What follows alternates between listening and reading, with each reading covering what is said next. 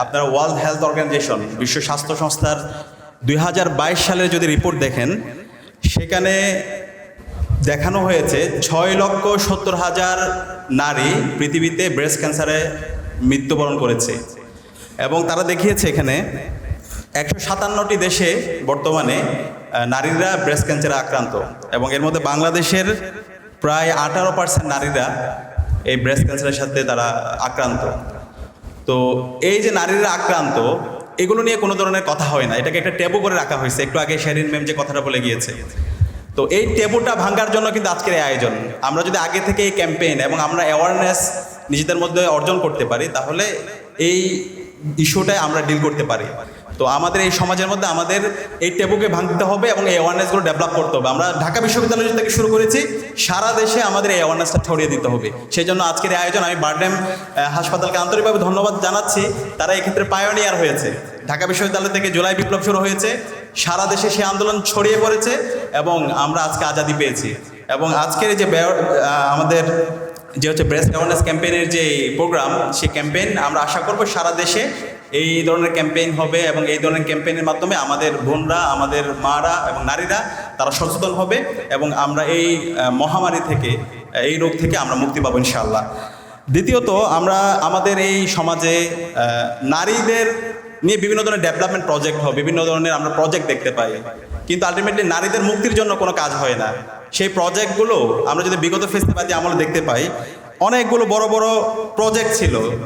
সেই প্রজেক্টগুলো আলটিমেটলি ফেসিবাদের পারপাস সার্ভ করছে, ফেমিনিজমের নামে ফেসিবাদের পারপাস সার্ভ হয়েছে, কিন্তু নারীদের মুক্তি হয় নাই। তো সেই জায়গায় আমাদের স্ট্রাকচারাল একটা চেঞ্জ দরকার, আমাদের পলিসিগত চেঞ্জ দরকার। আমরা যদি দেখি আমাদের এই যে বাস স্ট্যান্ড থেকে শুরু করে আপনি যদি এয়ারপোর্টে যান, সেখানে যে লাউঞ্জ আছে, নারীদের জন্য কোনো কমন রুম নাই, অথবা তাদের জন্য কোনো ব্রেস্ট ফিডিং কর্নার নাই। অথবা আমাদের এখানে যদি দেখি বিশ্ববিদ্যালয়ে আমাদের ডিপার্টমেন্টগুলোতে ওয়াশরুমগুলা অবস্থা খুবই ভয়াবহ, তো হাইজিনের অবস্থা খুব ভয়াবহ। আমাদের মসজিদগুলোতে ফিমেল ওয়াশরুম নাই, অথবা মসজিদগুলোতে ফিমেলদের জন্য নামাজের জায়গা নাই। তো এইগুলো কিন্তু একটা বেসিক জিনিস। তো আমাদের জায়গা থেকে এই জায়গায় গভর্নমেন্টের পলিসিগত জায়গায় চেঞ্জ আনার জন্য, ভয়েস রেজ করার জন্য যা যা করা দরকার, ঢাকা ইউনিভার্সিটি কেন্দ্রীয় ছাত্র সংসদের পক্ষ থেকে আমরা সেই আমাদের ভয়েস রেজ করব, এবং আমরা আশা করব আপনারা সেই যাত্রায় আমাদের পাশে থাকবেন ইনশাআল্লাহ। এবং একই সাথে বিশ্ববিদ্যালয়ের জায়গা থেকে আমরা বিশ্ববিদ্যালয়ের যে সেন্ট্রাল মসজিদ আছে, সেই সেন্ট্রাল মসজিদে নতুনভাবে সংস্কার শুরু হবে, খুব দ্রুত কথা চলতেছে। এই মসজিদের মধ্যে নারীদের জন্য আলাদা একটা কমপ্লেক্স থাকবে, নারীরা যেন ঠিকমতো নামাজ পড়তে পারে ওইখানে, এবং তাদের জন্য ফিমেল ওয়াশরুমের ব্যবস্থা করা। যে কমপ্লেক্সটা হবে, নারী এবং পুরুষ সবার জন্য ন্যায্য অধিকার নিশ্চিত করা হবে ইনশাআল্লাহ। এবং একই সাথে প্রত্যেকটা ডিপার্টমেন্টের যে কমন রুম এবং ফিমেল ওয়াশরুম, সেগুলোর জন্য নিট অ্যান্ড ক্লিন থাকে, হলগুলোর হাইজিনের ব্যবস্থার জন্য ভালো থাকে, সেটার জন্য আমরা আমাদের জায়গা থেকে কাজ করছি। এবং একই সাথে আমাদের ডাকসুর পক্ষ থেকে আমরা ইতিমধ্যে অনেকগুলো উদ্যোগ হাতে নিয়েছি। আমাদের কমিটমেন্ট ছিল আমরা আমাদের শিক্ষার্থীদের স্বাস্থ্যের নিরাপত্তা এনশিওর করব, এবং সেই অংশ হিসাবে আমাদের প্রতি মাসেই হেলথ ক্যাম্প শুরু হয়েছে। আপনারা দেখতেই পেয়েছেন, গত মাসে আমরা জগন্নাথ হল এবং শামসুন্নাহর হলে শুরু করেছি, এবং এই হেলথ ক্যাম্প প্রতি মাসে আমাদের চলতে থাকবে। একই সাথে আমরা প্রাইভেট মেডিকেলগুলোর সাথে এমওইউ করছি। বিভিন্ন মেডিকেল ইতিমধ্যে আমাদের সাথে কথা বলেছে, বারডেমের সাথে আমাদের কথা হচ্ছে। আমরা সর্বোচ্চ ছাড়ে আমাদের শিক্ষার্থীরা, আমাদের বোনরা যেন তারা পর্যাপ্ত ট্রিটমেন্ট পায় এবং সুলভ মূল্যে যেন ট্রিটমেন্ট পায়, সেটা আমরা নিশ্চিত করবো ইনশাল্লাহ। এবং আমাদের যে মেডিকেল সেন্টার আছে, সেই মেডিকেল সেন্টার আরও নিগানিকের জন্য আমরা কাজ করছি। আমাদের বিশ্ববিদ্যালয় মেডিকেল সেন্টারে বিশাল সিন্ডিকেট। আপনারা কি জানেন মেডিকেল সেন্টারের স্টাফ সংখ্যা কত? 96 জন স্টাফ সংখ্যা, কিন্তু আপনি ওখানে গেলে 7 জনের পাবেন না। এবং আমাদের এই মেডিকেল সেন্টার, সেটা হলো ইমার্জেন্সি ছিল 2 তলায়, মানে সারা বিশ্বের মধ্যে মনে হয় একমাত্র মেডিকেল সেন্টার যেটার ইমার্জেন্সি 2 তলায়। রোগীদের নিতে নিতে সে মারা যাবে। তো আমরা আসার পরে এই সিন্ডিকেটকে আইডেন্টিফাই করেছি, যে প্রবলেমগুলো ছিল সেগুলো আইডেন্টিফাই করেছি। এবং এর আগেও আমাদের স্বদেশ শিক্ষকরা এটা নিয়ে কাজ করছিল, বিভিন্ন স্টেক হোল্ডার কাজ করেছিল। তুরস্কের একটি চ্যারিটি অর্গানাইজেশন টিকা, তারা কাজ করেছে।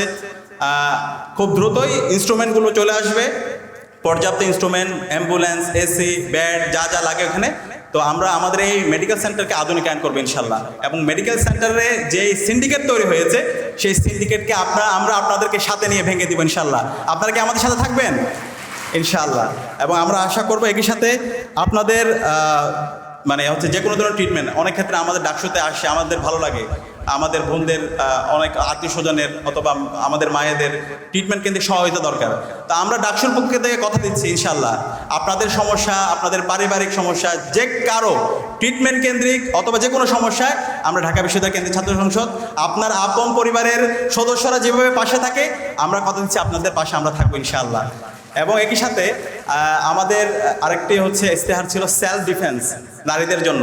তো ইতিমধ্যে আমরা শুরু করেছি, আমরা আশা করব আপনারা আসবেন। আমাদের মোনামি ম্যাম আমাদেরকে উনিও হচ্ছে উপস্থিত থাকার ব্যাপারে তিনি আমাদের সাথে তিনি হচ্ছে আগ্রহ প্রকাশ করেছেন। তা আমরা আশা করব আপনারা আমাদের এই সেলফ ডিফেন্স কোর্সে আসবেন এবং সেখানে পর্যাপ্ত ফ্যাসিলিটি এবং যা যা দরকার সেটা আমরা আয়োজন করবো ইনশাআল্লাহ। সব মিলিয়ে আমাদের যে কমিটমেন্ট, নারীদের জন্য নিরাপদ ক্যাম্পাস গড়ার আগ পর্যন্ত আমরা থামবো না, আমরা আমাদের লড়াই চালিয়ে যাব। সে যাত্রা আমরা আশা করছি আপনারা আমাদের পাশে থাকবেন, আমাদেরকে পরামর্শ দিবেন। আমরা যদি কোনো ভুল করি সেই ভুলগুলো আপনারা আমাদেরকে শুধরে দিবেন। সবাইকে অসংখ্য ধন্যবাদ। আমি আবার ধন্যবাদ জানাচ্ছি বারডেম হাসপাতাল কর্তৃপক্ষকে এবং ডক্টরদেরকে এবং আপনাদেরকে, আপনারা ব্যস্ততার মাঝে আজকে এসেছেন, সময় দিচ্ছেন। আসসালামু আলাইকুম রহমতুল্লাহ।